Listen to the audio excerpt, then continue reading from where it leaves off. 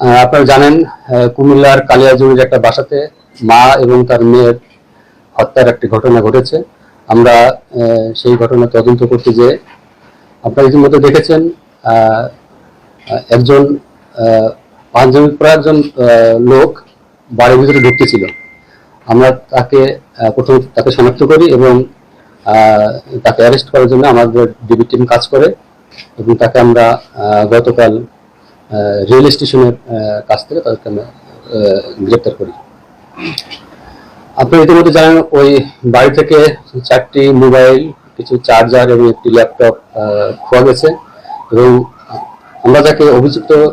যাকে গ্রেপ্তার করেছি তার কাছ থেকে, তার হেফাজত থেকে এই জিনিসগুলো আমরা উদ্ধার করতে পেরেছি। যাকে গ্রেপ্তার করেছি তার নাম মোবারক, বয়স 29। উনি এই ভিকটিম ফ্যামিলির পারিবারিকভাবে তাদের সাথে সম্পর্কিত এবং সে বিভিন্ন সময় এই মা এবং মেয়েকে ঝাড়ফুঁকের নামে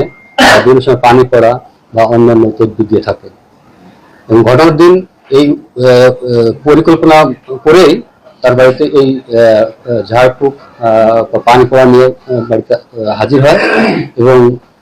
প্রায় 2 ঘন্টা অপেক্ষা কাজ করে তাদের কখনো পানি পড়া, তাদের বিভিন্ন তদবির দিচ্ছিল এবং এক পর্যায়ে মা এবং মেয়ে দুজনেই আলাদা আলাদা রুমে ছিল এবং এই অভিযুক্ত মোবারক সে এই ভিকটিম ফাতেমা বেগম, তার মেয়ে সুমাইয়া, তাকে ধর্ষণের চেষ্টা করে এবং এটা তার মা যখন দেখে ফেলে তখন ওই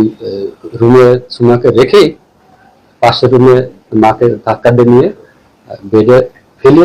বালির চাপা দিয়ে হত্যা করে এবং পরবর্তীতে তার মৃত্যু নিশ্চিত হলে পাশের রুমে এসে সুমাইয়াকেও গলা টিপে হত্যা করে।